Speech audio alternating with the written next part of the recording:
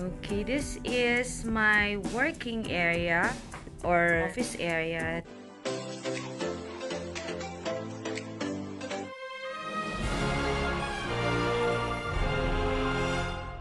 This is where I do my online programa. Ayan, if you're familiar with that background. So, yan po yun. This is my table protector. Medyo ano na siya, gasgas na siya. Ang tagal na niya. Ito naman, mga receipts, mga documents, etc. Mga papers for the business.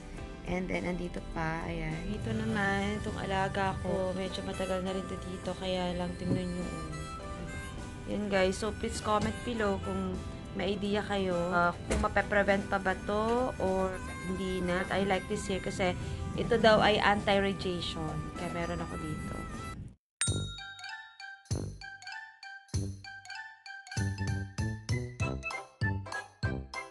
After natin ma-clear yung table, check naman natin yung mga drawers natin. So, check natin yung mga kailangan natin ayusin. Okay, so ilabas muna natin yung first drawer natin. Tinanggal ko siya para maayos natin. Mga gamit, mga anik-anik na dito. Okay. Let's clean the inside. Ayan, linisan natin para free from dust. I-sort out na natin yung mga gamit na ilalagay natin dito. So, tip is, yung frequent natin na ginagamit, ilagay natin sa first drawer natin. Na pinakita says easy to reach, so calculator, always use this. I just put this in this first drawer, and then this one is calling cards, mga persons na kailangan ko sa business. I put it here para madali. And is pouch lang, lagayan ng coin. Hindi ko naman ginagamit, so I need to set this aside. Hindi ko na siya ilalagay dito kasi hindi ko naman siya masyadong ginagamit. Then, i-check natin yung second drawer kung ano yung pwede natin ilipat dito. Na madalas natin gamitin. As so, lagay ng coin. Wala rin siya ilagay. Okay, so lagay na natin. Yung second drawer, yung mga supplements na pinakita ko sa inyo, ayan. Separate ko siya para hindi naman siya halo-halo. Okay, alis muna natin yung mga nandito na gamit. So, ito sa mga signs and pwede nyo siya, parang ano siya, divide, yung sticker divider. Didikit siya. Sa notebook nyo as divider, tulad nito yung planner ko, nilagyan ko siya ng may divider siya. Mga documents, pwede nyo siya. Okay. O kasi may mga items kasi ako sa clinic na for sale, like bags, mga accessories, so doon ko siya ginagamit.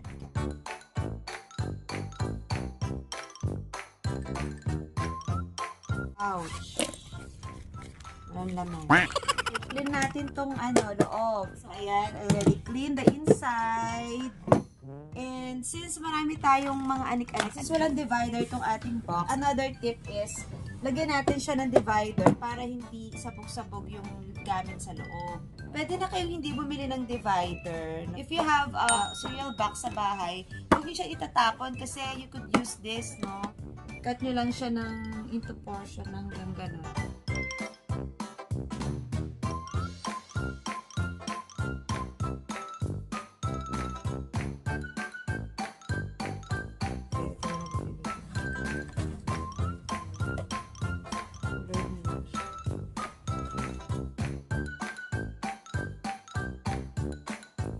So, sa mga bata, no, ingat kayo dito. Pakat nyo na lang sa inyong mother or sa daddy nyo or sa mommy nyo or sa ate nyo kasi delikado.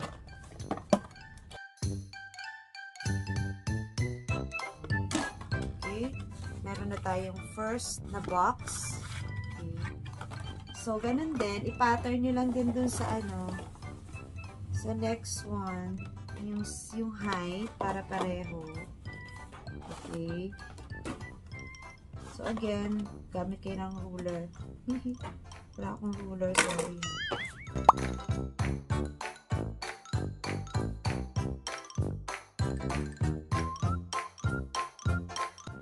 Stapler para naka-fix siya. Okay, so, ayan.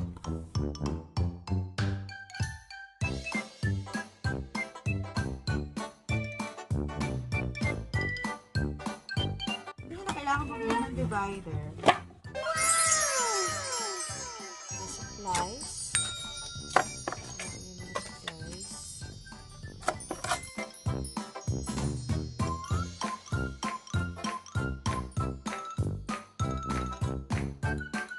So, dito ko na rin kailangan. Hindi ko naman siya kailangan, so papamigay ko na lang. At yung mga naipot ka ng mga recipe guides, nilalagay ko lang siya sa index card. So, put here yung ating stapler, no?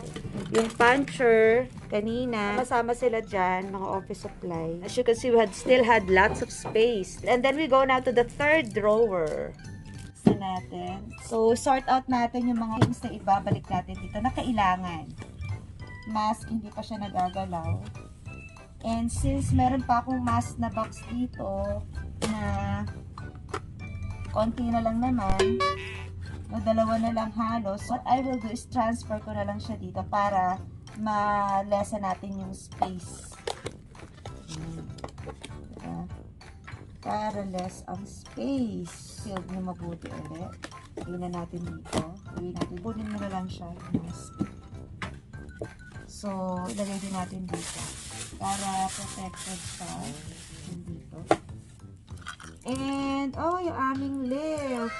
Hello sa mga lift ladies. Aming lift conference. This is what we use sa yearly conference. Ladies Intercessory Fellowship time.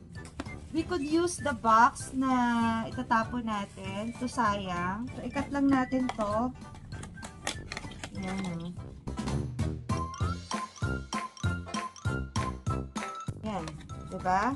So, pwede na natin siyang gawing pang divider dito. Okay, so ito yung mask. Lagay natin dito para pagkabukas nyo ng drawer, ay madali nyo siyang makuha. And then yung ating extra dust mask, lagay lang natin dyan. And then yung supplements ko, lalagay ko na dito para lahat ng mga medical supplies, sama-sama sila.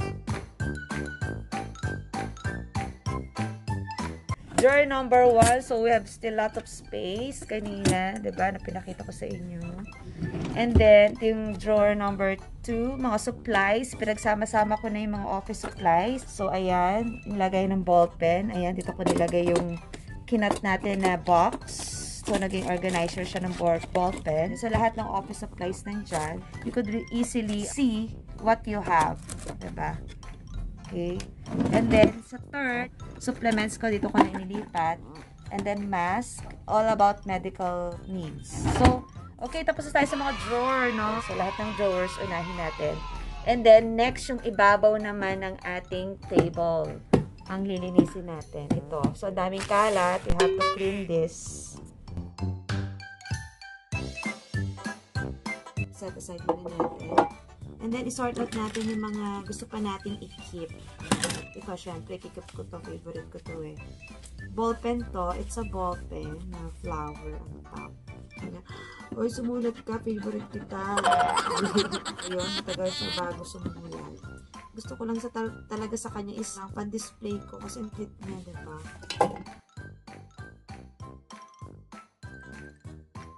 Tip niya na andon, nakababa. So, the same with the pencil pens. Ito, tip down. Okay, yan. Tip down. Parang ano na to. Naghihingalo na to. Ito, hindi na to. Naghihingalo na siya. Set aside. This is a sign pen. Para hindi mag-clog yung kanyang tip niya. Maliit na ball. So, dapat tip up. Okay, for sign pen. Ball pens. For ball pens. So, for ball pen, try natin kung anong sumusulat. Pencils, I just put it like so. Just separate the pencils, ball pen, and pencil pens. Ito kasi lagay ng papers. So, ito kasi mga recycled na mga notepad, mga note sheets. So, ginagamit ko siya for mga quick notes. So, ito, pilian nyo na yung mga hindi na kailangan. So, maayos na yung ating organizer. We will just clean the table.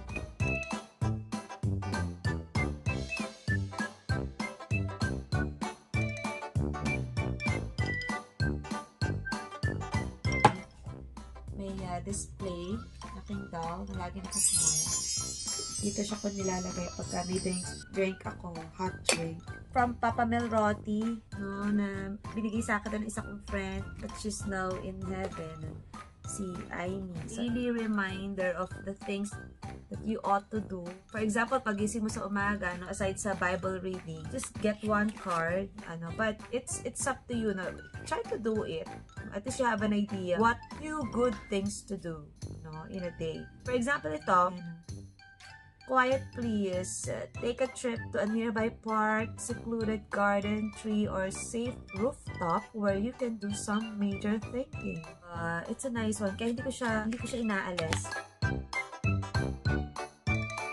Our next one is ito na mga files ko. So, masyado na siyang madami and masikip. Mga extra papers pa rin ako dito that I need to sort out.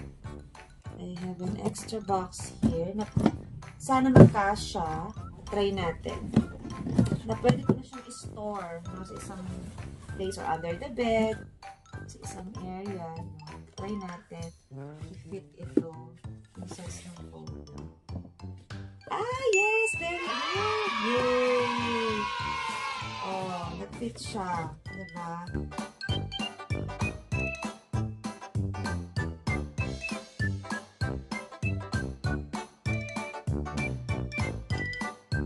So, ito na siya. So, pwede na natin siyang i-store. So, recycled nga lang to no? Gift box lang sa akin to Gift box to actually, yung birthday ko. Sort natin yung side na pinakita ko sa inyo. Ito yung startup expenses ko. Sineparate ko talaga siya. My first business, which is Lumosag Beauty Center. So, dito siya naka-file. Total puhunan dito. Parang memorabilia ko na rin. So these are all the mga extra columnar folders. Ito mga bago pa to. Pagsama-samahin natin itong mga to na mga hindi pa nagagamit. Ito yung mga lumang, mga gamit na folders na re-recycle ko. Or kinikip ko muna siya for some days. Kasi baka kailanganin ko siya. Sayang, diba? Yung iba, ginawa ko parang ganito. Pag nauubusan ako ng notepad. Ito naman is expenses to pay. Ayan. Mga to pay. Ito yung ipipay ko pa lang. Ayan. To pay. Ito yung mga paid na. To pay. Ito yung mga paid. Pag paid na siya, pa-file ko na siya. Ito yung mga babayaran ko pa lang. Para organized tayo. Para smooth ang ating operation. Aking pang pag maalis ako, ito yung ginagawa ko siyang lagayan ng mga kailangan kong gawin. Pag may errands ako, ito yung dinadala ko sa labas. So, nagkikip na ako dito ng mga photocopies, mga IDs ko, certificate ng DTI copies, ayan, certificates, mayor's permit. So, lahat ng for the business na mga photocopies para pag kailangan, may naka-ready na ako lagi, di ba? So, another tip sa mga business sa people. Yung aking awards. Lumosag Beauty Center, Best Trusted Glutathione Drip Specialist. So, ito na yun akong copy ng seal, official seal ng Golden Globe Award. Dito pala yung I was awarded as Outstanding Filipino Achiever ng Golden Globe Award. So, bukod yung sa Lumosag Beauty Center na award, bukod yung award ko as individual, as Outstanding Filipino Achiever. Let's skip that. Pag may folder ako, I make sure that may mga sulat sila sa side. So, isa din, tagal na nito. Lahat ng mga all about Kilamara at Kainita sa mga boys ko nandito.